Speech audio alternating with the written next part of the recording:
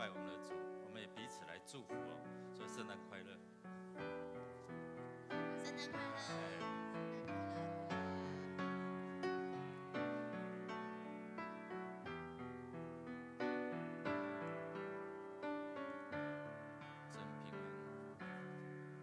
真平安，我尽是给你。真平安是世界不能给。真平安是世界不能真明白。真平安。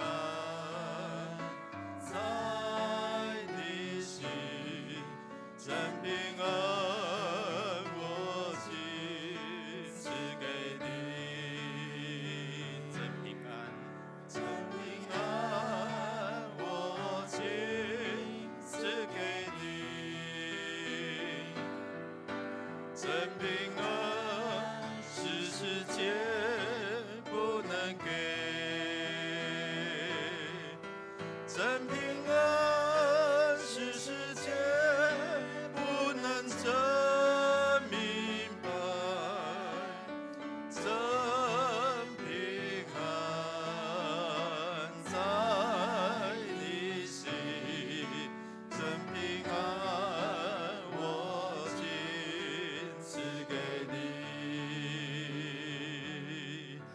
真是爱我尽是给你。真是爱是世界不能给。真是爱是世界不能真明白。真是爱在你心，真是爱我尽是给你。弟兄姐妹，耶稣已经降生，但是是否跟你有什么样的关系，是取决于你有没有信靠他，你有没有渴慕他，你有没有邀请他进入到你的生命当中。我们一起来献上感恩。今天早晨起来，虽然天气比较冷，但是我们依然可以呼吸神给我们的氧气。我们要献上感恩啊！我们一早起来，我们有想到有哪一些是我们喜欢，但是神不喜欢的。我们恳求神来帮助我们，能够除掉这些我们跟主上帝之间的障碍，拦阻我们得到上帝恩典的这一些的障碍。我们一起来用主的话，我们一起来宣告说：愿颂赞归于我们的主耶稣基督的父神，就是发慈悲的父，是各样安慰的神。我们在一切患难中，他就安慰我们，叫我们能用神所赐的安慰去安慰那遭各样患难的人。我向你陈明我的罪，不隐瞒我的恶。我说我要向耶和华承认我的过犯，你就赦免我的罪恶。为此，凡虔诚人都当趁你可寻找的时候祷告你。大水泛滥的时候，必不能到他那里。弟兄姐妹，我们要向上帝来感恩哦，他是怎样的神？刚才那首诗歌说，他是赐平安，他是赐下真实的爱给我们的那位神。所以他慈悲，他怜悯，他也安慰你我，在这样的一个心情不好的时候。我相信昨天的公投之后，不管你是同意不同意，都会有一些人的心里面会有不安，会有一些不爽，或者是对这些事有一些不好的评论。我们恳求神来帮助我们哦，我们还是要继续过日子哦。那求他赦免我们，饶恕我们，他拯救我们脱离一切这一些的不安、忧患或者是伤心。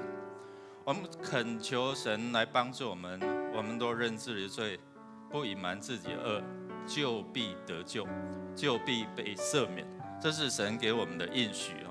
我们一起开口同声来祷告，开口来祷告说：神啊，帮助我们更多的认识你，感恩献上，然后除掉我们生命当中一切的恶。我们开口同声来祷告。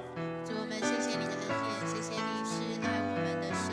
主，你的慈爱怜悯我们，让我们能够来亲近你。主，你只想赦免我们罪恶的管道。主，是耶稣基督。主啊，我们感谢赞美你，你带领你的百姓朝向你的恩典，你是给我们救恩，你是给我们生命的气息，你赐给我们能够有思想我们的未来。谢谢主帮助我们在这个世代充满罪恶的世代，我们依然能够靠着神你的恩典平安度日。恳求神来施恩赐福在你的会中，在我们每一个弟兄姐妹身上，让我们凡事谢恩来到你的面前。慈悲爱我们的天父上帝，我们感谢赞美你，你是有慈悲有怜悯，你是有赦免我们，你不计较我们的恶。当我们没有办法用自己的言语行为或者是宗教方法来寻求未来的命运跟幸福的人生，主，你看到我们的无能为力，你将你的全能就赐在我们当中，因为你是全能的君，你是全能的主，你帮助我们能够认识你，甚至我们的脑中有永恒的意念，这一些都是你给我们的。求你赦免我们一切的过犯，拦阻我们亲近你、领受你恩典的这些的障碍，让我们可以随时坦然无惧来到你的面前，大大向你来敞开我们的心门。我们就必看见神你的同在，因为你是以马内利的主。谢谢主垂听我们的祷告，靠耶稣基督得胜的名求，阿们。弟兄姐妹请坐。我们要为着我们的需要来到主的面前，我们透过主的话，我们一起来宣告说：我的心啊，你当默默无声，专等候神，因为我的盼望是从他而来，唯独他是我的磐石，我的拯救，他是我的高台，我必不动摇。我的拯救，我的荣耀都在乎神，我力量的磐石，我的避难所都在乎神，都在乎神。我的力量，我的磐石，我的拯救，甚至你的医治，你的供应，你的帮助。弟兄姐妹，你需要在哪一方面被祝福？开你的口，向神来祈求。神知道你的内心，知道你的缺乏，知道你的软弱，知道你在为自己、为亲人他们的身心灵在担心、在担忧。如果你需要透过这一些的项目来到主的面前，可能你代表他们，或者是你自己的需要，你就站立在神的面前，邀请他成为你灵、思想、情感、意志、身体的主，帮助你能够经历他的医治、供应、他的安慰、他的扶持、他的带领，他指引你一条人生的方向。如果我们当中有这样的一个需要的弟兄姐妹，你可以继续站立，或者是坐着，你手按在你的需要的地方，或者是按在你的心里。我们一起来寻求主。如果你有需要，你就原地站立起来，代表你自己或者是你的亲人，我们继续不住的祷告，直到经历他的恩典。我们开口同声来祷告。如果你有需要，你就站立起来。哈利路亚！主，我们感谢赞美你。主啊，你是使我们得自由、得释放、得医治、得帮助的主。主啊，你知道我们内心的苦闷，你知道我们内心的担忧，你知道我们在为谁担忧。主啊，你知道我们在为什么事担忧。主啊，你知道我们在为什么事我们流泪来寻求你。主啊，你知道我们，你在乎我们，我们的一切的力量，一切的帮助，一切的这样的一个拯救，都是在乎你。主，谢谢你，我们恳求你施恩赐福，在我们同心祷告当中，看见你子民的需要，也帮补供应我们需要。主，我们来到你的面前，同心合意来呼求。主，你应许同心合意的呼求，就必应允我们。主，你察看我们的需要，主，你了解我们内在的心境。为了我们自己，为了我们的亲人，我们正在担忧，我们在忧伤，我们担忧他们的病情，我们担忧他们的身体。主啊，你察看我们内心，你的话语告诉我们，我们一切都在乎神，我们一切的力量，一切的帮助，一切的医治供应都在乎你，因为只有你才能够帮助我们脱离这些的辖制，只有你能够帮助我们经历你的医治，只有你能够帮助我们能够对未来有盼望，指引我们一条人生的方向。谢谢主垂听我们的祷告，靠耶稣基督得胜的名求，阿们。我们要为主日来守望哦，今天有好多的这一些的服事哦，我们一起先用主的话一起来宣告说：我要向你的圣殿下拜，为你的慈爱和诚实称赞你的名，因你使你的话显为大，过于你所应许的。我呼求的日子，你就应允我，鼓励我，使我心里有能力。我们要一起为今天的敬拜圣诞节的赞美礼拜，不是只有这一天，我们来赞美敬拜这位救主耶稣。每一天，他都成为我们的救主，成为我们的拯救者。我们要为个人跟神之间的关系，我们为了圣诞节，这是美好的佳节。当我们说圣诞快乐的时候，真的每一个人都快乐吗？还是只有你自嗨，我们自嗨？我们希望透过这一些的活动，我们向人传讲，即使是你在苦闷当中，以马内利这位主是与你同在的。我们恳求主透过生命的见证，透过圣诞节相关的关怀活动见证，让主进入到每一个人的心里面，引导我们。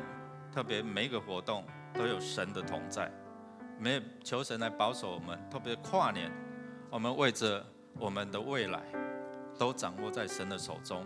我们恳求主来保守看顾，特别透过这一些的小组区来关心每位弟兄姐妹的需要。靠着牧师这一些牧者没有办法面面俱到，只有透过我们的小组，透过区长，透过小组长，知道他们的需要，关怀他们的需要，告诉牧者，我们一起来关心他们。所以特别为这些劳碌的区长、小组长，求主来赐福在他们当中。我邀请大家一起站立在神的面前，我们一起来寻求，一起来祷告。我们开你的口，知道你的口是有权柄、有能力的。我们开你的口来祷告。哈利路亚！主，我们奉你名一同聚集，一同敬拜，一同呼求。主，谢谢你，你看见我们的需要，你也明白我们需要跟你连结。我们灵需要你的话语来滋润，话语来供应，让我们的灵能够饱足，让我们身体能够饱足。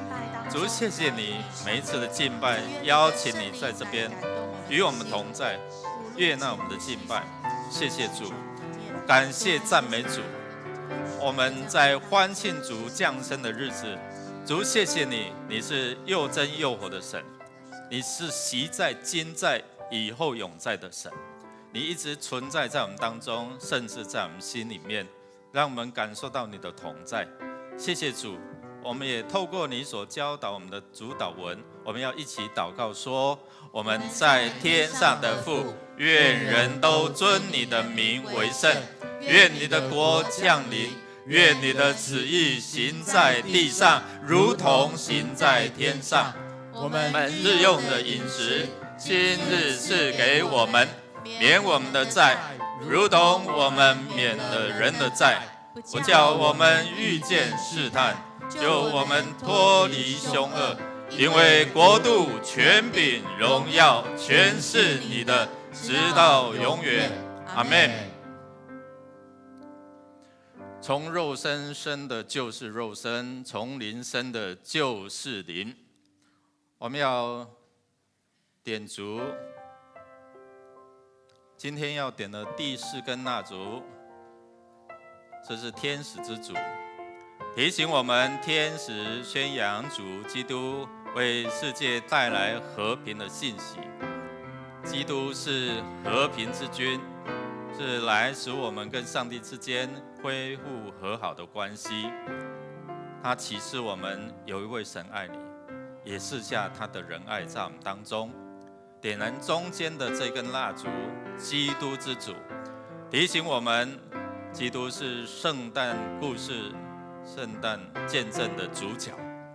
中央白色的蜡烛代表基督是世上的光，这是欢庆的时候，基督与我们同在，他赐下给我们盼望，给我们爱，给我们喜乐，给我们和平。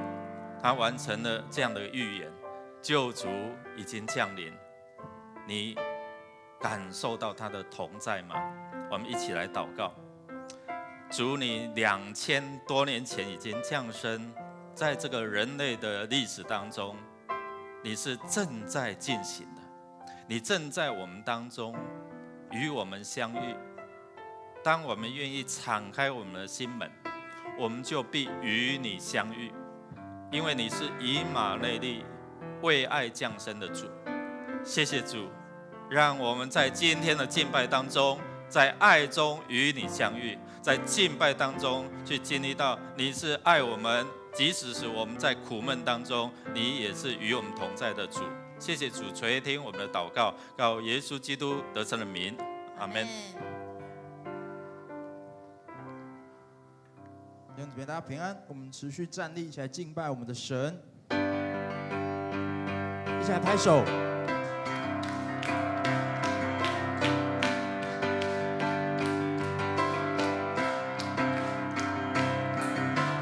哈利路亚，哈利路亚，这里有荣耀。哈利路亚，哈利路亚，这里有一直永留。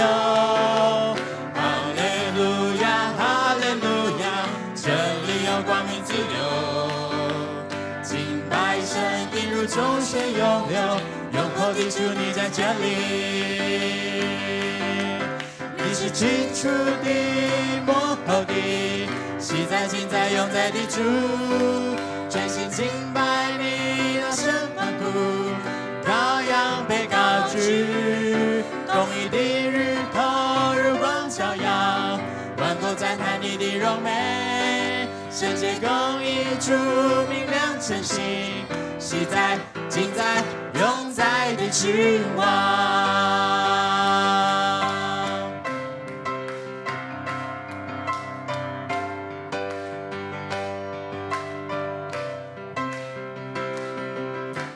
哈利路亚，哈利路亚，这里有荣耀。哈利路亚，哈利路亚，这里有一直永留。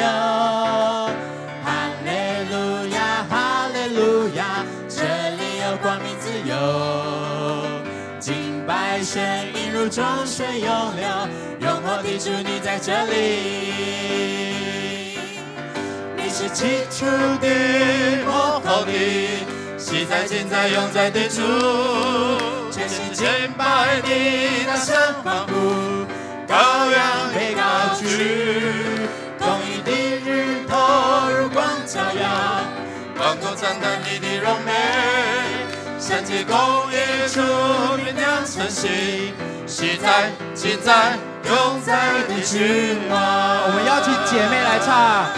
你是起初的，末后的，昔在、今在、永在的主，全心敬拜你，大神欢呼，羔羊被高举。一起来，公义的日头如光照耀，万国赞叹你的荣美。圣洁公义出明亮晨曦，昔在今在永在的君王。邀请弟兄来唱。你是起初的幕后的，昔在今在永在的主，全心敬拜你，大声欢呼，羔羊被高举。一起来，公义的日头如光照耀，万国赞叹你的荣美。圣洁公义出明亮晨曦，昔在今在永在的君王。再次赞美我们的神。你是起初的幕后的，昔在今在永在的主，全心敬拜你，大声欢呼，羔羊被高举。公义的日头如光照耀，万国赞叹你的荣美。圣洁公义出明亮晨曦，昔在今在永在的君，昔在今在永在的君，昔在今在永在的君王。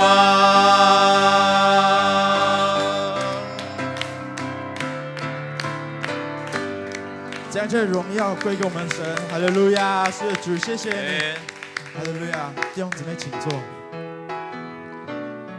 我们找到了荣耀，我们找到了我们的神，我们找到了我们生命中的支柱，找到我们生命中的帮助。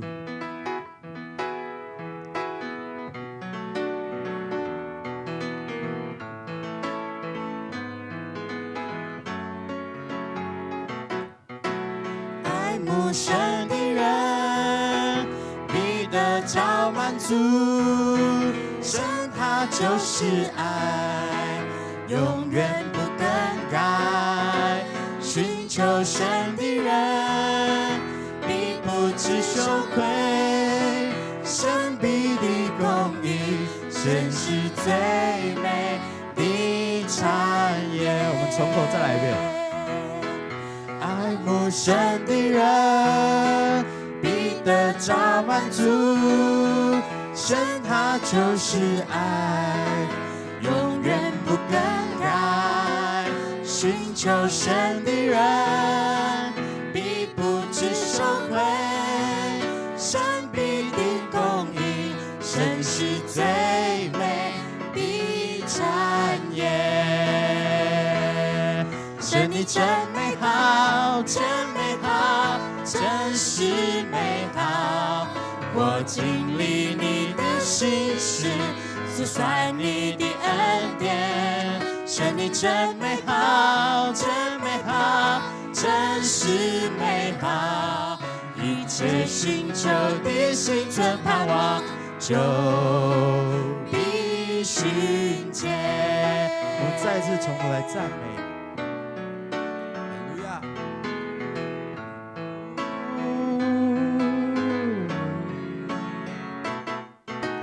爱慕神的人必得着满足，神他就是爱，永远不更改。寻求神的人必不知羞愧，神必定公义，神是最美的产业。我们一起来赞美。神你真美好，真美好，真是美好。我经历你的心事，思算你的恩典。神你真美好，真美好，真是美好。一切寻求的心存盼望，就必寻见。我们一起来感谢。神你真美好，真美好，真是美好。我经历你的心事，思算你的恩典。神你真美好，真美好，真是美好。一切寻求的心存盼望，就必寻界。再一次来感谢，神你真美好，真美好，真是美好。我经历你的心事，数算你的恩典。神你真美好，真美好，真是美好。一切寻求的心存盼望，就必寻见。一切寻求的心存盼望，就必寻见。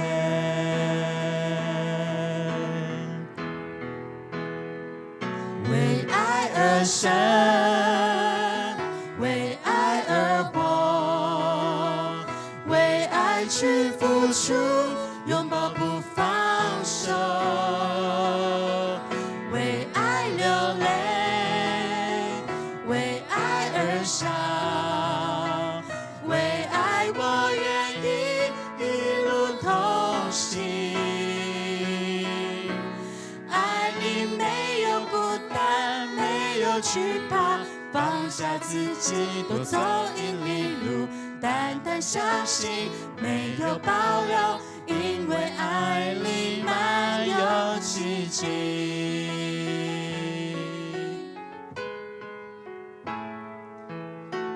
我们就好像经文当中的博士一样，我们不断地在寻找，不断地在寻找我们的救世主在哪里。我们曾经迷茫，我们曾经失去了方向，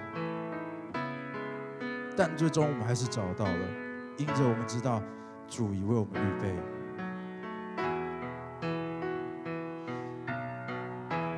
梦想在我心头，一路上不该有人独自停留，只要你愿意，小小亮光能在黑暗里照亮，为所爱的发出声音，唱一首歌让世界倾听，手握着手就有温暖，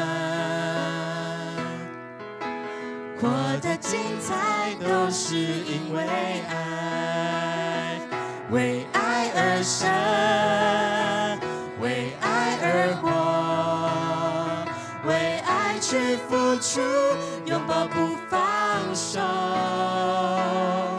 为爱流泪，为爱而伤，为爱我愿意一路同行。爱里没有孤单，没有惧怕，放下自己，多走一里路，单单相信，没有保留，因为爱里满有奇迹。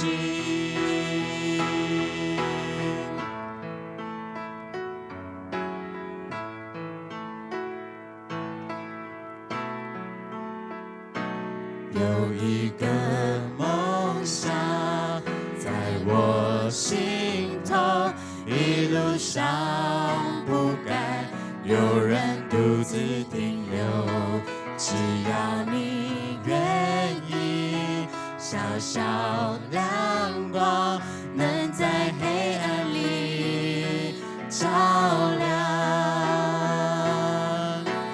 为所爱的发出声音，唱一首歌让世界倾听，手握着手就有温暖，活得精彩都是因为爱，为爱而生，为爱而活，为爱去付出，拥抱不放手，为爱流泪，为爱而伤，为爱我愿意一路同行。孤单，没有惧怕，放下自己，多走一里路，单单相信，没有保留，因为爱里满有奇迹。爱将不可能变为可能，能传递爱，为爱活过，就是值得。为你所爱的来唱。为爱而生，为爱而活，为爱去付出，拥抱不放手，为爱流泪，为爱而笑，为爱我愿意与路同行。主啊，我们知道，爱里没有孤单，没有惧怕，放下自己，多走一里路，单单相信，没有保留，因为爱里满有奇迹。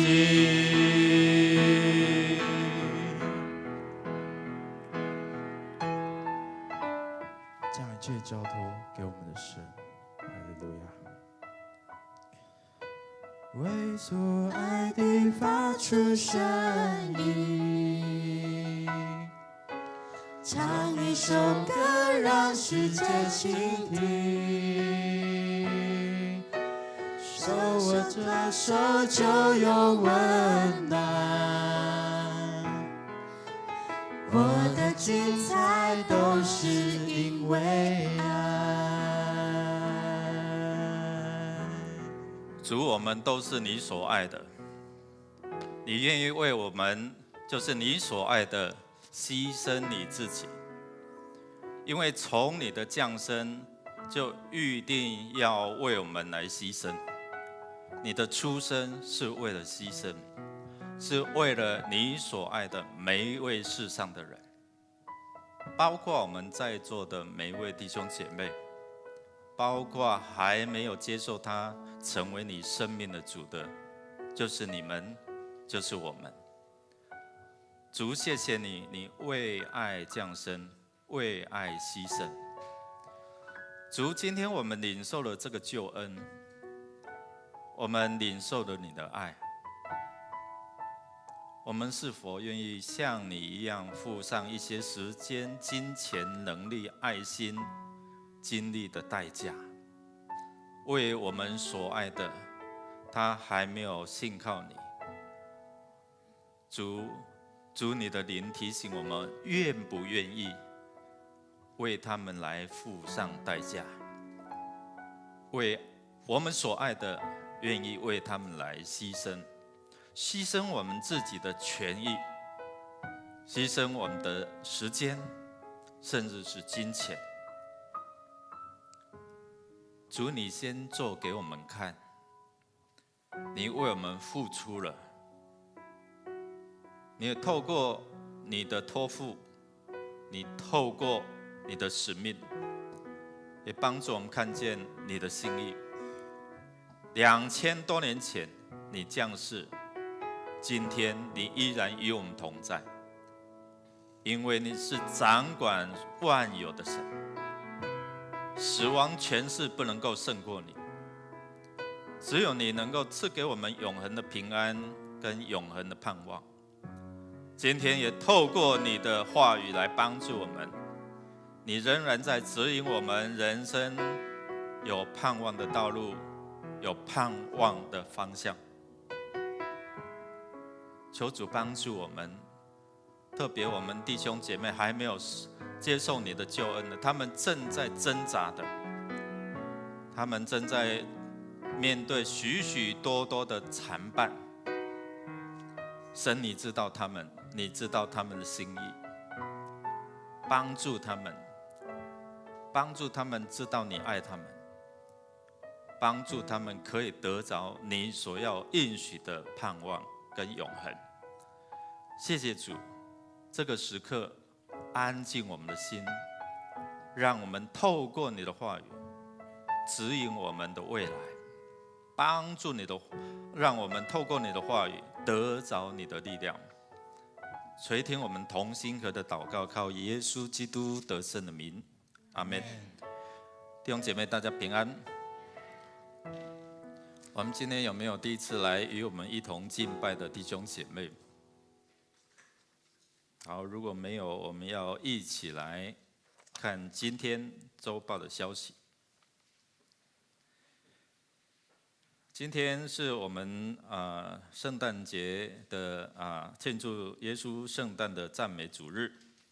我们点燃第4、第5根蜡烛，刚才已经带领我们能够明白他为爱降生然后让我们感受到他的同在。我们也透过这样一起跟世人分享耶稣基督降生的喜悦，特别是在这个世代充满好多这些的不如预期的失望当中，好像昨天的公投之后，我们可能看到人来，你看到他稍微喜乐一点，你就知道他的这样的一个支持的是同意不同意。可能你带有这些愁容，因为不如你预期，我们都要怎么样去接纳，怎么样去祝福。最近在我们后面桃花源的这个旅馆有一些在隔离的过程当中有一些的感染当然也会引起到一些的恐慌，所以请我们可以配合相关的防疫措施。那目前我们教会各项的活动都在我们的周报的11页，我们都有实体还有线上的聚会。好，我们明年度的第一次圣礼点是在1月9号1月9号，请记得。那如果有要报名受洗的我们到12月26号向牧师或者是行政干事报名。弟兄姐妹，一年又要过去了，好好的把握住，趁着我们还可以寻求主，能够自由的来表达我们的心意，表达我们的意志的时候，抓住这样的一个永恒的应许。我们今天在第2场的礼拜也会有圣歌队来赞美。那我们透过这样的一个结合希望我们能够来经历在耶稣降生时候，他真正带给我们的盼望跟快乐。我们12月25号我们有邀请到越界4重奏这样的一个音乐会。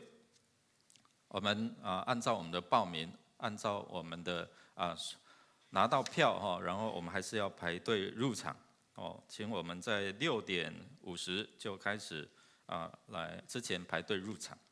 那请跟我们的小组长小组长向张玉主任干事来领取入场券。这个是我们的入场券好，那我们会在明年开始推动我们的圣经共读，包括牧师们的讲道、迦南之声，还有我们的读经进度，我们就要配合透过第一卷书应许之书我们先要来读约书亚记那我们当中如果要参加这样共读的，我们有3本的这一些的小书可以配合这样，我们一起来读上帝的话，然后透过迦南之声，透过牧者的讲道，让你更明白我们就是多方面来帮助我们弟兄姐妹更明白上帝的话。你明白，你才能够得着这样的应许吗？不是吗？所以如果你不明白、不清楚的话，你就不知道怎么样去领受这样的应许好，那我们在12月21号晚上，我们的聚会当中会有开放一段时间就是如何说明这样的一个圣经的共读那有这样的连结，请我们就在那个时候，如果要明白了解的，你可以准时的上线我们有一段的等一下会有一段的影片好，我们12月24号我们晚上8点到9点会在桃园统领百货的1楼户外的广场在那边我们有平安圣诞夜的晚会那请我们有意参加圣诞老公公的这一些的参与服事的弟兄姐妹，请在1楼的公布栏登记报名我们7点半会集合出发。那我们教会也有配合要年终了有各个区域各个牧区来负责分层的这样的一个打扫年终大扫除我们自己的家迦南教会，那我们一起来打扫。我们家庭我们都自己会打扫嘛，但是这个大家庭需要大家一起来打扫那已经有这样的一个区域的分配出来请我们的各牧区各部门按照着我们所分配的区域时间来做打扫。好，我们12月25号有圣诞玩过头，这是青年牧区来主办的那我们希望全年龄都可以参与在不一样的这些的圣诞活动当中适合每一个这些的牧区然后在2022年也有这青年的冬令营虽然微小却很强大。叫人不看他年轻，要在言语、行为、爱心、信心、清洁上都能够成为这世代年轻人的榜样请把握住这个机会来报名。我们家中如果有12到23岁的这些的青年我们鼓励他来报名。好，我们在这个礼拜3也有祷告见证会那12月31号我们有跨年的祷告会把握住这个机会，让我们经历到一个新的年我们如何用神的话语还有祷告来支取进入到他恩典的时刻。这个是在我们的12月31号那也放假嘛所以我们一起来复兴祷告的烈火，来经历上帝丰盛的恩典，进入在新的一年我们一起用祷告进入。好，我们在这个礼拜3会到周千兰弟兄还有吕美惠姐妹夫妇家举行圣别礼拜。感谢主，他们预备自己预备他们家庭能够分别为圣那在新的一年1月9号，他们夫妇要一同领受救恩，一同受洗。我们在祷告当中来祝福这个家庭，透过他们让全家族都有机会来得救。好，其他的我们就自己来看我们一起来读今天的金句，我们一起来读2遍，一起来。他们听见王的话，就去了在东方所看见的那星，忽然在他们前头行，直到行到小孩子的地方，就在上头停住了。马太福音2章9节再一次，他们听见王的话，就去了在东方所看见的那星，忽然在他们前头行，直行到小孩子的地方，就在上头停住了。马太福音2章9节，我们预备心来奉献。奉献是基督徒感恩的表现，是出于甘心乐意。如果你还不明白奉献的意义，你可以用祷告来表达你的感恩。我们用诗歌来献上我们的感谢，用金钱来表达我们对这个家的委身跟服侍。献上感恩的心，归给至神全能神，因他赐下独生子主耶稣基督，献上感恩的心，归给至神全能神，因他赐下独生子主耶稣基督，一起站立。这一的刚强，穷者已称呼主，都因为主已成就了大事。弟兄姐妹，在此宣告说：无惧，软弱者已得刚强，贫穷者已称呼主，都因为主已成就了大事，感恩，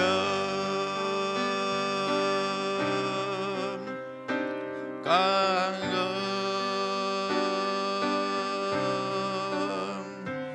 感恩。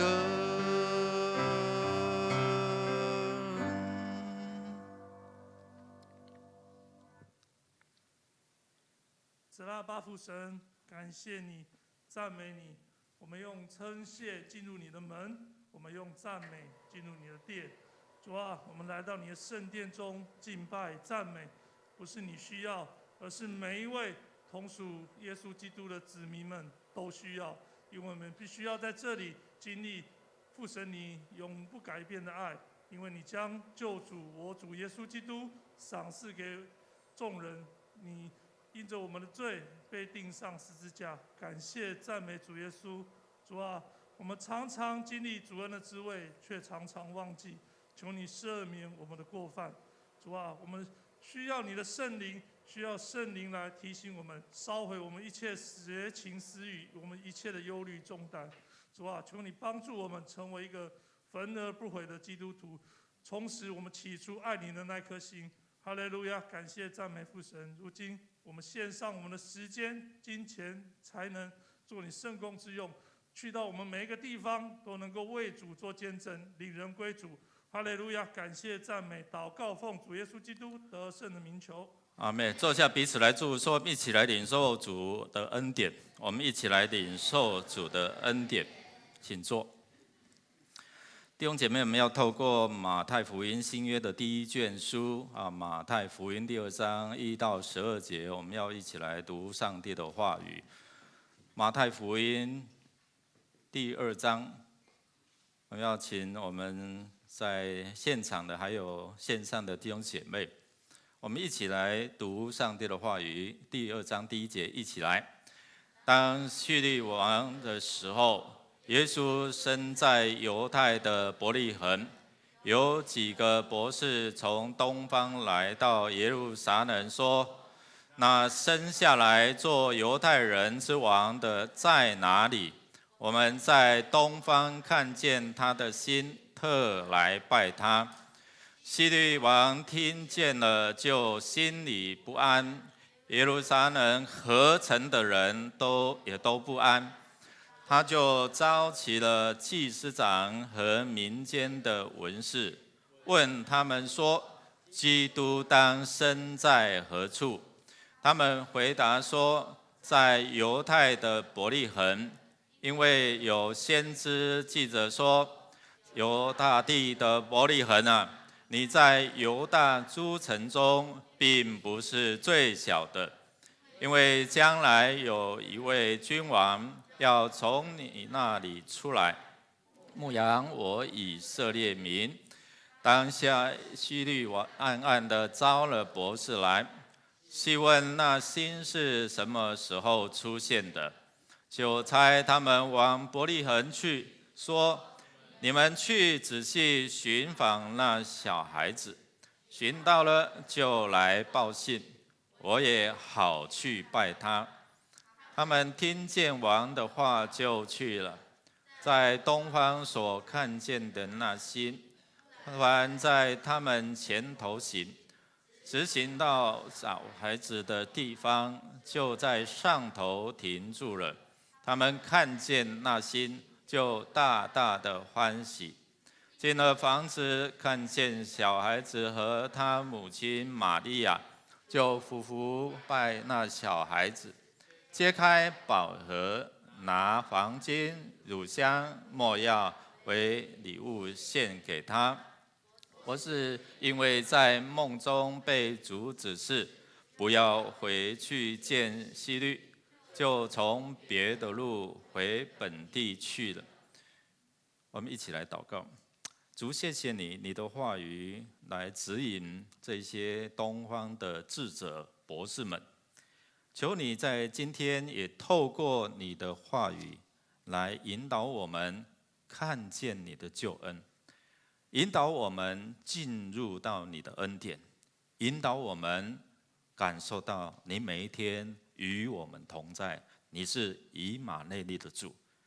开我们的心窍，让我们明白。祷告靠耶稣基督得胜的名，阿们。弟兄姐妹啊，我们再次彼此来说圣诞快乐，耶稣爱你。我们跟旁边的弟兄姐妹圣诞快乐，耶稣爱你。线上的弟兄姐妹圣诞快乐，耶稣爱你。但是弟兄姐妹，我要问我们，真的你走进来，你今天早晨起来的时候，主降生的日子，我们来一起欢庆敬拜，你真的快乐吗？刚才牧师已经提到，就是昨天我们可能在公投的上面，我们会关注你表达你的同意或者是不同意，一定会有一方怎样会失落，对不对？可能你所关注那一项，哎呀，怎么没有通过啊？你会有一些的失落。会不会因为这一些影响到我们对这位主，来影响到我们这样的一个心情？我想一定都会哦。我们都很期待我们所关注的，我们所选择的能够很顺利，不是吗？但是有什么样的事情是缠绊你，影响你的内在，让你说圣诞快乐的时候，其实我是不快乐的？你知道吗？最近在美国的中西部还有南部的地区，在12月10号的时候，突然有这样的一个威力强大的龙卷风哦。听说在接近这个50个，也有人说那可能是原来的一个，但是它持续很久在这样的一个美国的中西部哦。影响到8州或是9个州哦。你知道这个圣诞节对美国人来讲是一个很重要的节期嘛？他们很期待，因为他们是有一个很长的假期，就好像我们的过年的年假一样哦。可能他们在开始要预备进入到待降节，然后预备要过 Christmas 这样的一个很重要的节庆，他们可能已经联络好了，已经计划好了要去哪一个地方去过他们的 Happy 的圣诞节。但是我们不知道世事的变化如何哦，突然就是在12月的10号那有这样的一个超级的龙卷风这样来狂扫的这几个州我们看到遍地都是残骸，甚至至少超过88个人丧生，其他的还在搜寻在这个当中，我们看到特别是肯塔基这一个州他们发布了至少就是有一个移动超过402公里，我们用我们的概念来讲，几乎是怎样？台湾整个都是在它的笼罩的范围。那如果我们想象这个龙卷风在台湾，我们还存在吗？我们所拥有的还存在吗？可能不在了。就好像这个，我们一看一个飓风、龙卷风一过去辛辛苦苦所建立的会毁于一旦。这个好像打破美国他们96年来的这样的一个历史的记录所以弟兄姐妹，我们看到天灾人祸不断，我们看到这个成为他们美国路径就是最长的一个风灾。那各州也开始在忙碌，在搜寻这些看有没有生还者。那一些的福音机构、教会就发起来为这些的受灾的百姓来祷告，特别是在这样期待盼望的这样的一个节庆。当我们说圣诞快乐的时候，他们是否能够快乐？我们回到耶稣的时代，我们回到耶稣降生的时代，哇，有一位救主，有一位新生王要降生，那真的这些的百姓有期待这个弥赛亚的降临吗？或者是他们心里很快乐，或者是他们心里不安，就好像经文所讲的。弟兄姐妹，圣诞节对每一个人来讲，真的都是快乐吗？如果不认识他的，如果没有信心的，如果正在哀伤、正在失落的过程当中，你跟他讲圣诞快乐，他心里圣诞不乐。就好像昨天公布的这些的公投的结果一样，不是吗？圣诞节今天耶稣降生，对你来讲，弟兄姐妹是快乐吗？还是可能你正在面对这些的挣扎？我对一些年轻人，他们很想受洗，还有我们当中的弟兄姐妹，他们很想抓住这样的一个耶稣的盼望的恩典，但是在他们的过程当中，在他们的家庭，还是会有一些的拦阻。他们不是可以很自由的，我信耶稣是我生命的主，你知道吗？他们正在打拼了，他们正在努力，他们希望能够让他自己可以很自由的，没有缠绊的来到这边，打开他的心门，领受耶稣，进入到他的生命了。但是你知道，他们在挣扎的过程当中，他们有一些的顾虑啊。所以有时候我们如何站在他们的角度，怎么样为他们祷告来陪伴他们，非常重要的。不是你怎么不受洗啊？你知道吗？生命是有限的，对不对？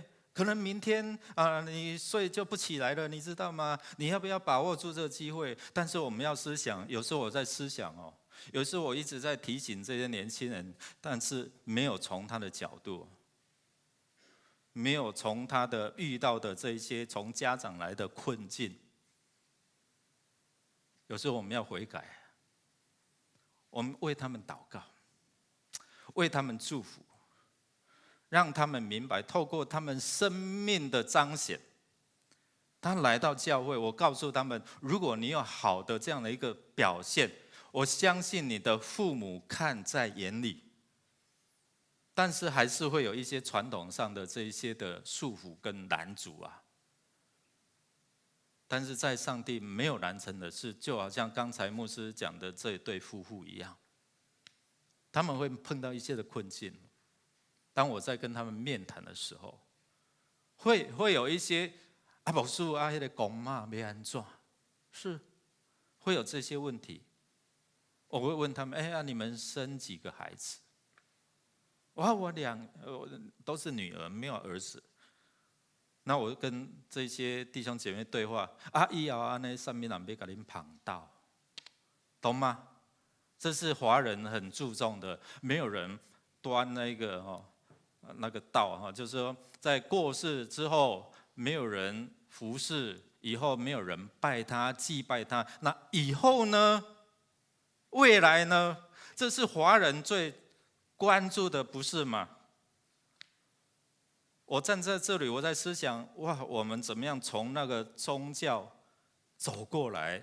我可以站在这里，这是上帝的恩典，不是吗？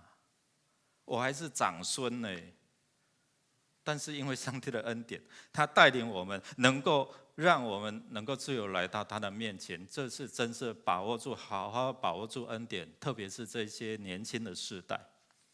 上帝透过他的恩典，然后拣选了我们的上几代，让这信仰能够到我们这边，真的是神迹，你知道吗？是上帝的恩典。所以我们年轻人，我们真的是要好好用心来牧养他们，鼓励他们继续领受这样的一个恩典。但弟兄姐妹需要有上帝的话语来引导我们，所以我们要上帝的话来指引我们的方向。你知道今天我们透过这些东方的博士们，也是上帝的话语来引导他们吗？透过这样的一个预兆、星象，还有呢，透过这些祭司文士引经据典，告诉我们，今天我要面谈这些要受洗的人，牧师也要从圣经来引经据典，让他们明白他们所信靠的是那一位永恒的真神。我们先来看一段的这样一个圣经共读的影片，好吗？有吗？啊，今天没有放 ，OK。好，我们会放在群组。上个礼拜我们已经有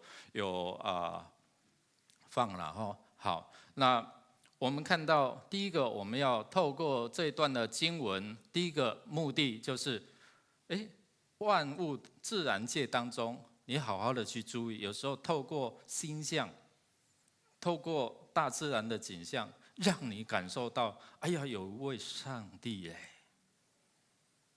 牧师分享过，我有一次高中的时候爬玉山的时候，差点回不来啊！我们全车的差一点就到悬崖那里了。那爬上那个玉山的时候，我观看神所创造这样的美好的自然，我赞叹他的创造，然后感受到真的有一位神，你的创造何其美好，你知道吗？如果你有机会爬上去。牧师几次爬到那个西乃山哦，以前是健步如飞，第5次的时候是要拿着拐杖爬上去。我感受到摩西那时候，哇，主啊，你真是你的创造何其伟大奇妙啊！所以在那边，摩西就领受了十诫，领受了上帝的话语，才能够带领这些百姓哦脱离他们生命的辖制。但是如果没有上帝的话语存在他们心里面，在旷野当中很可怜的哦。虽然有神的供应，但是他们没有未来，他们就死在那个旷野。只有20岁以下的，包括有2个20岁以上的，哪2个？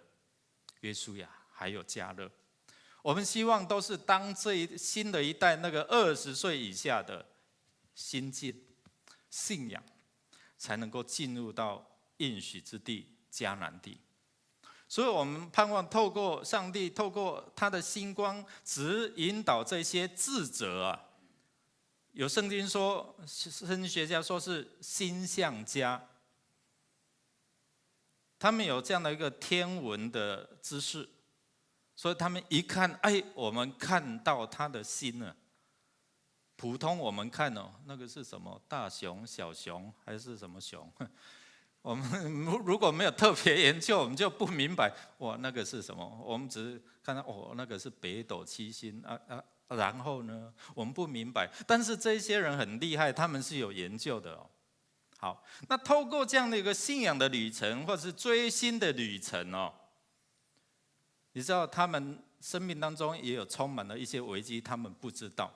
也因着他们的询问，可能引起了一些的危机，他们不知道。但是到最后，我们看到，因着他们问，可能隐藏的杀机的过程当中，神如何透过他的话语的启示，帮助他们远离可能杀身之祸，或者是造成一些的伤害，特别是耶稣。做犹太人的王在哪里呢？哇！不说还好，一说你知道吗？这非常的严重了。他向谁说关系很大。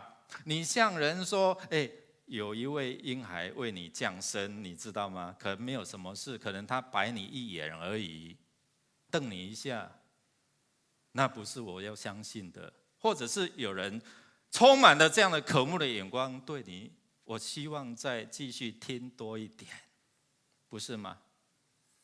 但是呢，这些博士有当时看你知道吗？你要问就问对人，问不对的时候就引来杀机哦。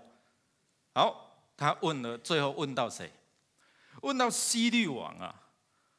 你知道，在犹大地的没有一个人不知道这个大希律哦，他随时可以带来悲剧，因为他的性情翻脸跟翻书一样快。所以在这边我们看到这几位星象家可能对希律王不是很了解，所以他就问了：那生来做犹太人之王在哪里？哇，他还很确定的，他们异口同声说：“我们在东方看见他的心，特来拜他。”啊，这个还得了？我做王了，你们要来朝拜我，应该是这样啊。那竟然有一位新生的王，犹太王要出生，然后你们来拜他，那对我来讲情何以堪？如果去过以色列的，遥远的对方那个卑微的马槽，然后对面比较远的地方是希律堡。跟牧师去过以色列，参观过这2个地方，一个是住在皇宫，一个是住在卑微的马槽。这样的一个对比，这样的一个诠释，我们看到希律王，他是犹太人分封的王，但是他不是犹太人，他是以东人。他是以扫的后代，所以当我们看到生来当犹太之王的人，哇，我好不容易得到这分封的王，我是靠我的关系权谋来得到，那他一生下来就要做犹太王，哇，这个对我来讲是一个很大的威胁，不是吗？所以弟兄姐妹有时候说一句话的时候，你不知道背后会引起什么样的一个危机，你知道吗？所以犹太人的王诞生，在希律看来，对他是一个政治的敌人，不是吗？对他来讲是威胁他王位的那一位人，犹大的。我是这边的王，还有一位要来，然后接替我，我怎么都不知道。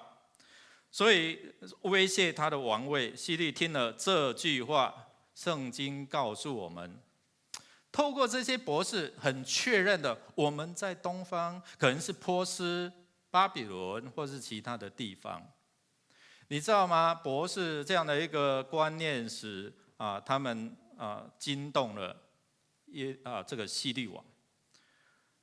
所以讲一句话的时候，会不会引起到背后有一些的权势、权谋，或者是有这一些的危机，我们不晓得。所以我们看到他们在后面，我们就知道充满了这样的一个危机。我们一起来念来：他们去后，有主的使者向约瑟梦中显现，说：起来，带着小孩子同他母亲逃往埃及，住在那里，等我吩咐你。因为希律必寻找小孩子，要除灭他。前面还说得很好听，你们找，详细找，仔细找，不要绕过，然后找到了过来怎样？告诉我，然后我要怎样？我要去拜他。嘴巴说我要去拜他，心里想说我要去杀他，因为他是威胁我的王权的，即使是小孩子。即使是他年迈了，要死了，我们看到，如果圣经后面我们知道不久他就死掉了，对不对？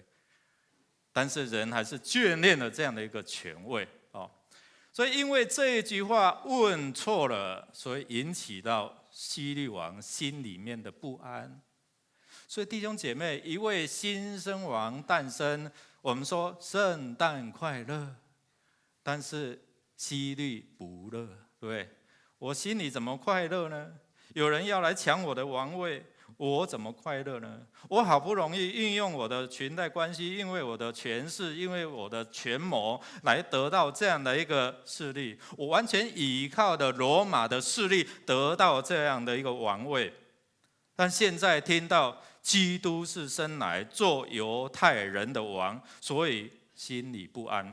在这边我们看到希律后面的不安就有好多的动作，暗暗的，他为什么不明明的？为什么圣经说暗暗的？因为大家都了解他的性格，所以在这边我们看到鼓励博士，你好好的去寻找，找着了赶快来告诉我。他要确知那个地点方向，然后我来拜他，心里说我要去杀他。刚才说虽然到晚年了，但是他还是惧怕一位婴孩。你想想说啊，这位婴孩长大了要多久的时间？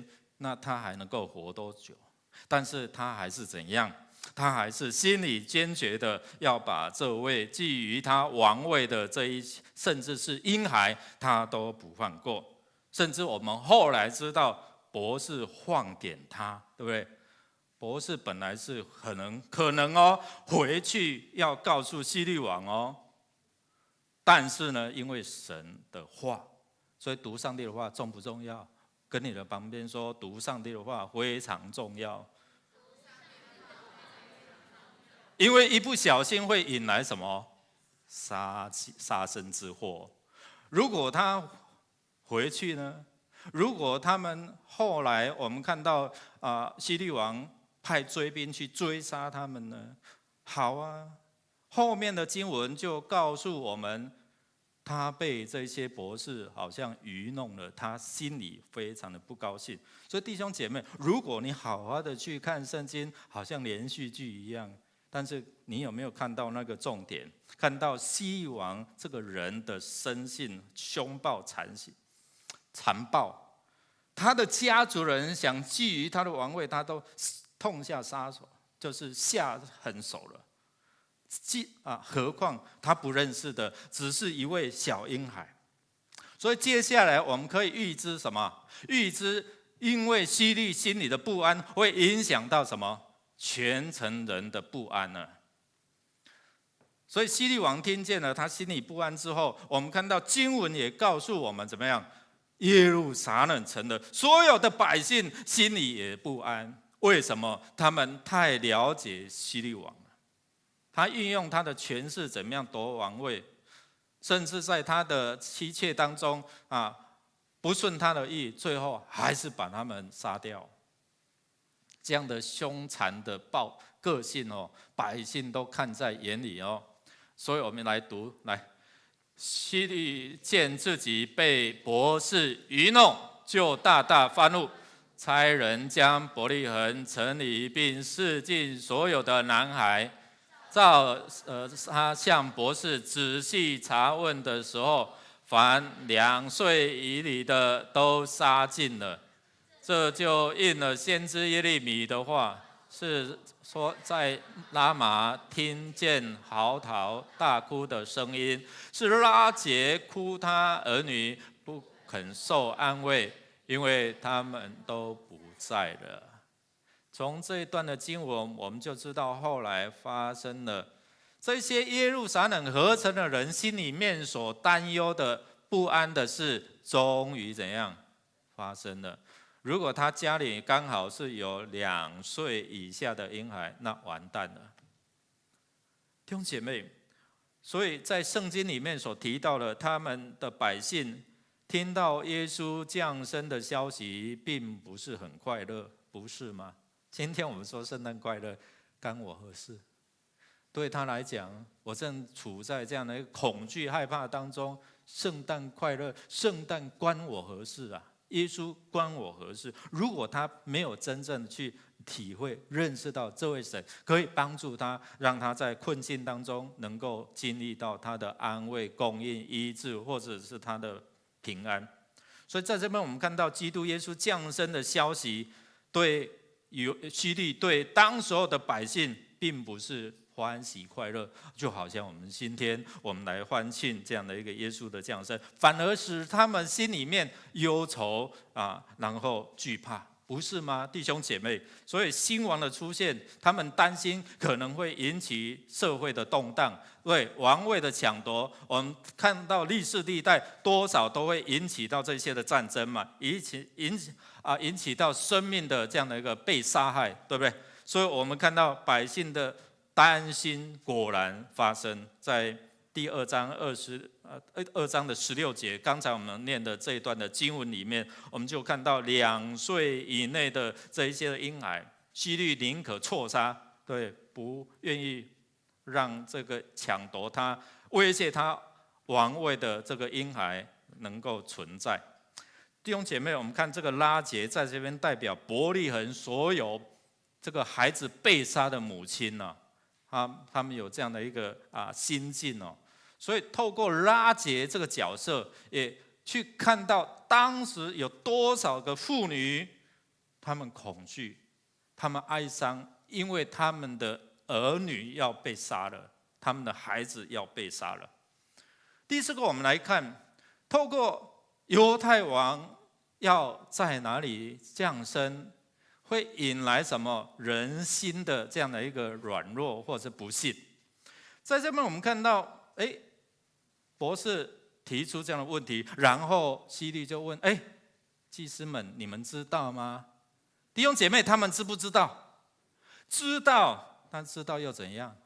知道不去行道又怎样？对不对？弟兄姐妹，听到、看、行道，要行道嘛，对不对？所以弟兄姐妹，我们看到那出生要做犹太人的王在哪里？希律就召集所有的祭司长和民间的经学士，就是文士，然后问他们：基督诞生在什么地方？你知道这一群他们对圣经很熟了，他们就很快的翻到什么？弥迦书第5章第2节。然后我们一起来读，来，在犹太的伯利恒，因为有先知记着说，犹大地的伯利恒啊，你在犹大诸城中并不是最小的，因为将来有一位君王从你那里出来，牧养我以色列民。伯利恒不大，你知道吗？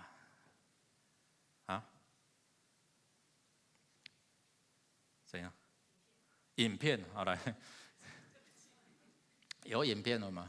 好，我们先来看一段的影片哦。所以他比手画脚不明白，你知道吗？神的话，如果你不了解、也不明白，你知道吗？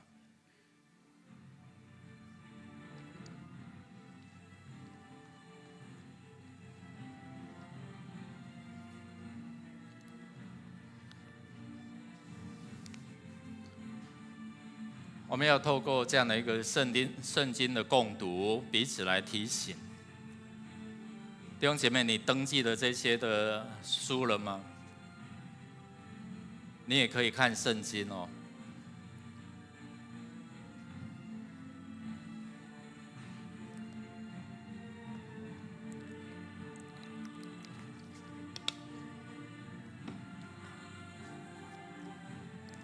3、4个人一起读你才不会读到一半就出不了埃及哦。你读到一半就没有办法进入到应许地。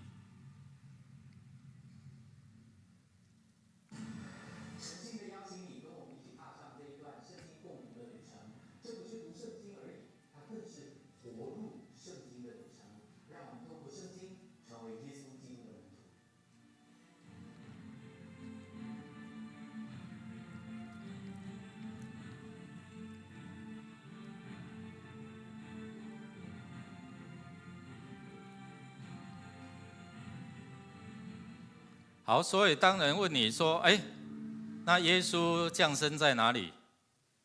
弟兄姐妹，耶稣降生在哪里？回答一下嘛。如果慕道友在问你，你就答不出来。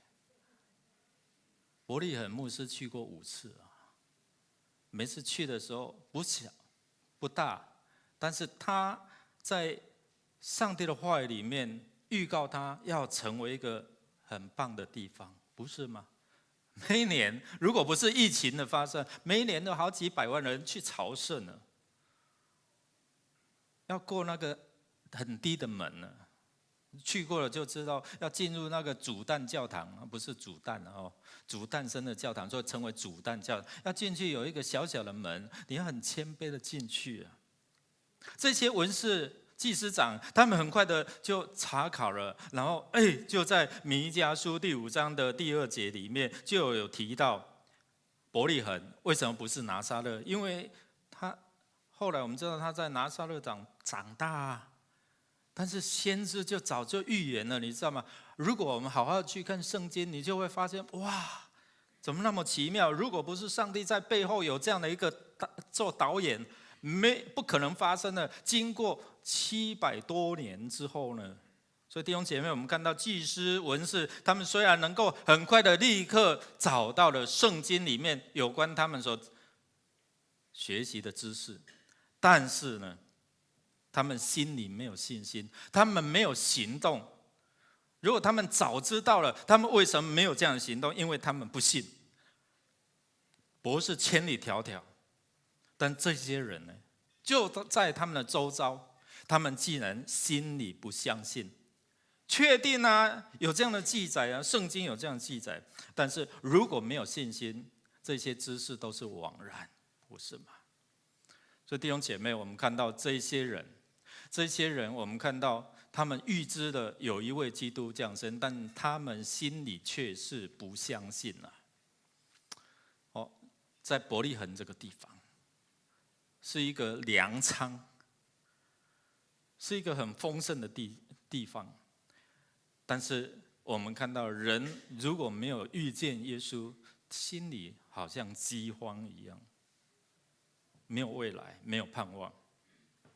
好，所以我们看到从这群外邦人，弟兄姐妹，外邦人跟你有什么关系？我们都是外邦人，所以今天透过这些博士，神的光来引导他们，然后让他们千辛万苦，最后躲避了杀机，然后呢来遇见主。这一群外邦的博士，他们在家乡神就透过这星光来让他们看见，然后查考之后，知道有一王要诞生。他们并不会因为这个知识满足，所以他们开始有行动。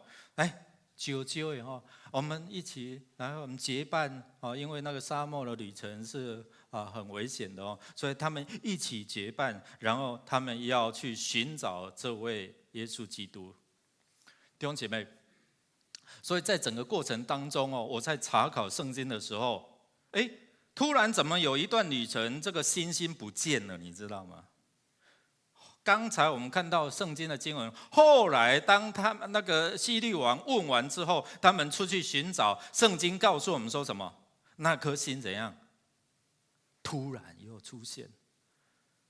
有一些圣经学家表示说，那在这个旅程当中，他们看到了有一段的指引，但是突然有一段可能不见了，你知道吗？他们还是要凭着信心继续来寻找。有时候我们那种指引的方向失去了，有时候我们不知所措，你知道吗？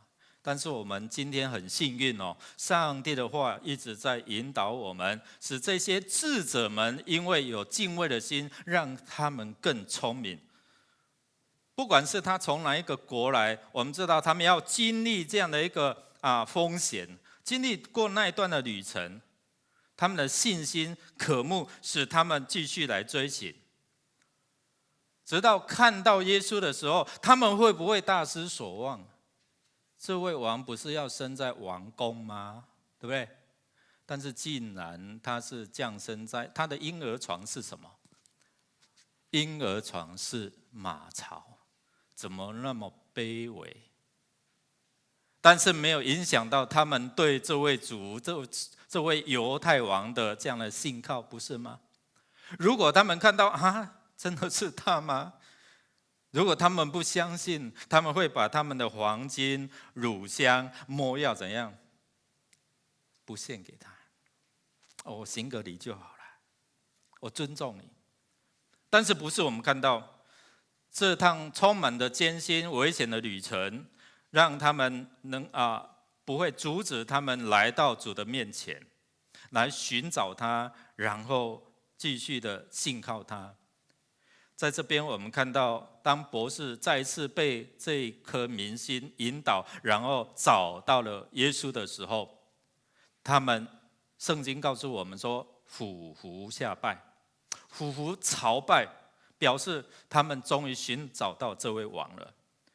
所以他们献上了3样的东西黄金、乳香、没药。黄金代表君王，献给这样的一个君王，耶稣是君王的角色。乳香是祭司在献祭的时候焚烧的，很香哦。牧师的办公室里面就有那个乳香，就是从那个约旦带回来的，以色列带回来的。好，那他稍微烧一下，哇，整间都非常的香哦。它代表的耶稣是祭司的角色，完全的大祭司。如果你去看希伯来书里面说，他是完全的大祭司哦。他一次献上，我们就不用再用这些牲畜来献祭了。所以今天我们可以用心灵跟诚实、真诚来敬拜他，是因为这样的缘故。来，没药是为了使人的预备哦，所以为了耶稣是为我们付上代价。所以在这边我们看到博士他们看到卑微的耶稣，他们知道他的身份，他们信靠他的身份，所以呢，他们就献上了这些礼物给耶稣。好，那照主的指示，我们看到博士他们本来要回去报告希律王，但是在梦中他们惊醒了。哇，主的话提醒他们不要回去，从别的路回。博士敬畏上帝多过怎么样？惧怕希律。如果他们想说不行啊，如果我没有回去报告，后来听说希律王是这样的一个个性那我们必定会让他追杀啦。所以我们还是回去报告他。没有，他们敬畏上帝，他们听上帝的话，然后他们信任上帝的引导，不信任希律王说要来拜他。原来上帝的话指引他们，然后帮助他们知道什么是好话，什么是不好的话，有没有危机在里面。他们看重上帝的命令，不在乎希律的命令哦。所以在这边我们看到博士们他们不肯回去报告希律哦，表明他们不要在基督的这样的一个遇害当中哦，让他们跟希律同谋。另外哦，我不知道我们有没有听过这样的故事哦，有第4个博士啊，传统上好像东方几博士？3博士，但圣经没有讲嘛，对不对？但传统上有认定哦，因为他献黄金、乳香、没药，可能一个人献一样这样哦，那都有很多的说法哈。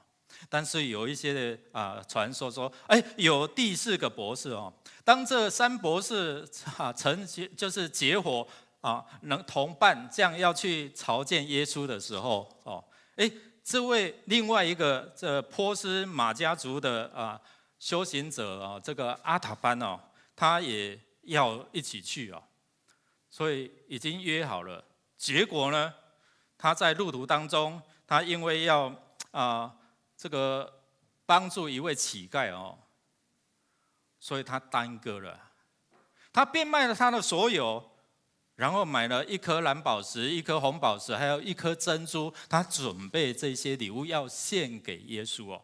好，那阿塔班在这个路途要跟他们会合的当中，就拯救了这个乞丐，就错过了这一次结伴同行的机会。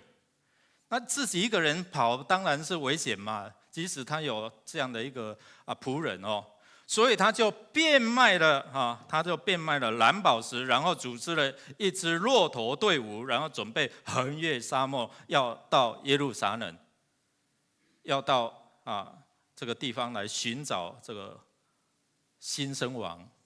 所以在这边我们看到，过了一段时间，然后约瑟已经让上帝告诉他说，赶快带着耶稣逃到埃及。所以我们有去过埃及的避难教堂，这个在历史上都可以寻找到所以在这个阿塔班的路程当中，刚好碰到这些希律王的军队，所以碰到的时候，为了要拯救一个男婴的性命，所以他就拿了那一颗什么石？蓝宝石已经用掉了嘛，红宝石来贿赂那个军官结果就拯救了这个小孩子请他们离开，这个小孩子的性命得以存活。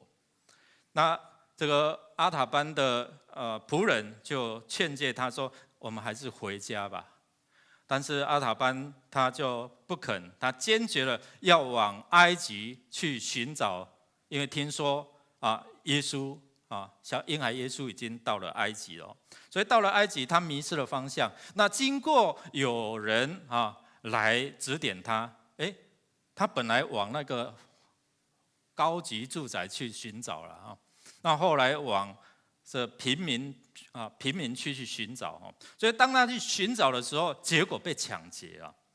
那个最后的珍珠也被抢了，然后他也被带回到那个强盗窟那边当他到强盗住的地方的时候，他发现那个有一位妇人，然后他的孩子失明。那这位阿塔班他会医术，所以后来他就帮助他治疗。这个妇人就把珍珠还给他。那阿塔班看到其他人有罹患麻风的，有罹患一些的病症的，他决定就留下来，一待了30年。这一晃30年，然后他的亲友这个泰格兰就来告诉他，带着他女儿来寻访他，说你的父亲已经去世了。这时候阿塔潘他又年迈了，然后又重病了。他心里想，我可能没有办法再遇见我的救主然后他就叫他的仆人，你还是离开吧，我还你自由。他的仆人就到了耶路撒冷，就遇见了耶稣，然后看见他的神迹，就回来告诉阿塔班。阿塔班就赶快起行，然后去耶路撒冷要遇见他。结果呢，耶稣已经怎样被捕，然后快要被钉十字架的时候，他剩下最后一颗珍珠。但是这一个亲友他遇到船难，他的女儿被卖成为奴隶，最后他把那一颗珍珠怎样？本来要献给耶稣的，最终他为了要赎他亲友的这女儿的赎身，所以最后把珍珠给了当作赎金。所以在这边我们看到，我又错过了，连耶稣被钉的时候，我又错过了。所以他走进他生命的结束的时候，耶稣出现在他的生命当中，然后他说：“主啊，你是我所要寻找的那位主吗？”他说：“是的。”我已经一无所有，我本来预备了什么石？蓝宝石、红宝石，还有珍珠要献给你，但是这些都没有了，都花光了。耶稣说：“有我有接收到当你帮助那一些人，那些需要帮助的人，我接收到了。”当他在说“主啊，原谅我”的时候，其实他坐在这些微小人的身上，需要帮助的人的身上。耶稣说：“我收到了，你是坐在我的身上你已经把礼物献给我了。”这时候阿塔班他想了，他终于很平安的离开了那个世上。这边要表达的就是耶稣他来是要跟这些卑微的人，跟有需要的人，跟苦难的人一起站在一起，庆祝耶稣基督降生，是要告诉我们，这位以马内利的主是在困苦忧伤的当中，并没有离弃他们。我们相信可以，因为你陪伴这些人，与他们同行，让他们感受到耶稣也在他们当中。我们一起站立我们恳求主来帮助弟兄姐妹，除非我们的心渴慕救主的同在，就好像这位阿塔班，他渴慕寻求，但是在过程当中可能有一些失落。但主说：“其实你已经做了，我接收到你的礼物，你陪伴那一些需要的人。”弟兄姐妹，你愿意吗？你愿意将你的生命、你的时间、你的能力奉献为主所用吗？我们一起用这首诗歌来回应主，在主的面前，我们来寻求他爱慕神的人必得着满足，神他就是爱，永远不更改。寻求神的人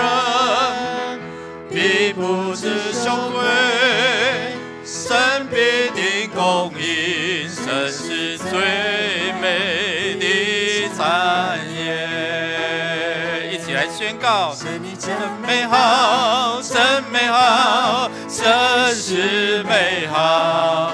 我经历你的心事，述说你的恩典。神你真美好，真美好，真是美好。一切寻求的心存盼望，就必寻见。一起来说，神你真美好，真美好，真是美好。我经历你的心事，述说你的恩典。神你真美好，真美好，真是美好。一切寻求的心存盼望，就必一切寻求，一切寻求的心存盼望，就必寻见。一切寻求的心存盼望，就必寻见。我们一起来祷告。主，你说凡寻求你的人必寻见。这些东方的智者寻见了你。我们相信凡渴慕寻找你的人，你说凡劳苦担重担的人可以到我这里来，我就使你们得安息。虽然世事变化无常，虽然我们自身苦难忧患当中，但神你是与我们同在的。你也透过我们陪伴这些需要的人，让他们感受到你是以马内利的主。这就是我们要庆祝圣诞的意义。主，谢谢你让我们心渴慕你，让我们心渴慕你的同在。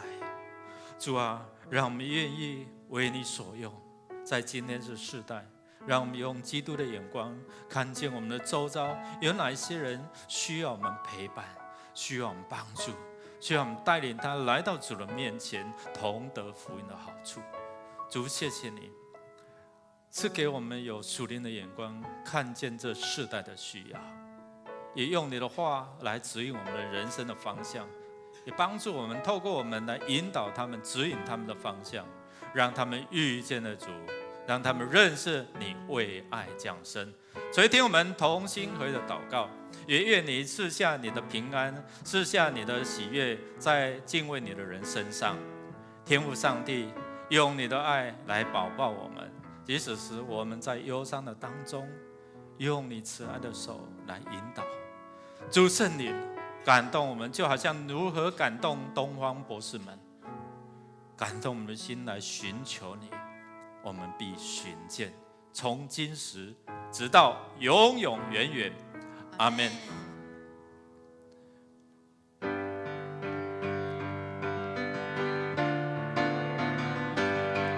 你是起初的末的，现在永在的主，全是敬拜你，大声欢呼，羔羊被高举，公义的日头如光照耀，万国赞叹你的荣美，圣洁公义主明亮晨曦，昔在今在永在的君王。